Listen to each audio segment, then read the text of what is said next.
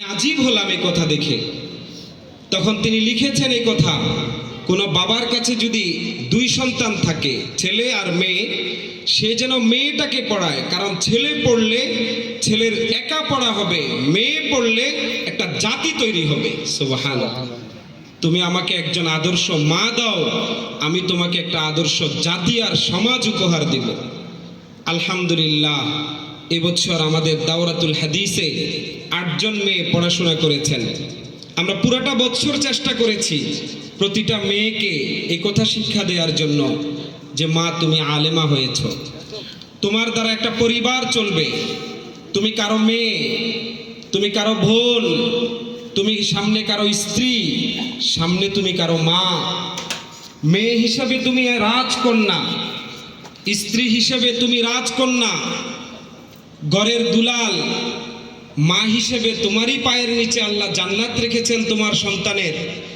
স্ত্রী হিসেবে তুমি স্বামীর উপর খুশি, তো আল্লাহর কাছে এই স্বামী জান্নাতি বলে আখ্যা লাভ করবে।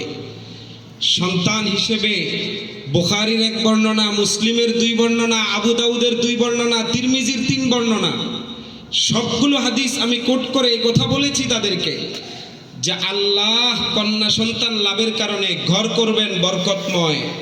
কন্যা সন্তানের কারণে জাহান্নামের মাঝখানে তারা প্রাচীর হয়ে দাঁড়াবে, বাবাকে জাহান্নামে পড়তে দিবে না।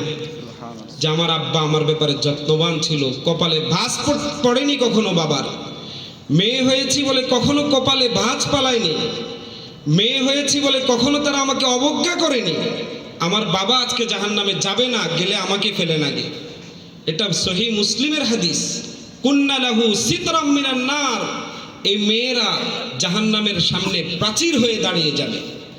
সহিহ বুখারীর বর্ণনা, রাসূল বলেছেন, আল্লাহর রাসূল বলেছেন, এই হাদিস মুসলিমেও আছে, যদি মেয়ে সন্তানের প্রতি আমরা যত্নবান হই, মান আলা জারিয়াতাইন, ভালোভাবে যদি তাদের পরিচর্যা করি, অন্য বর্ণনায় আসছে উত্তম পাত্রে পাত্রস্থ করা পর্যন্ত বাবা দায়িত্ব নেয়, তো আল্লাহর রাসূল বলেছেন, আনা ওয়াহুয়া কাহাতাইনি ফিল জান্নাহ, আমি আর ওই মেয়ের বাবা জান্নাতে এইভাবে থাকবো। সুবহানাল্লাহ।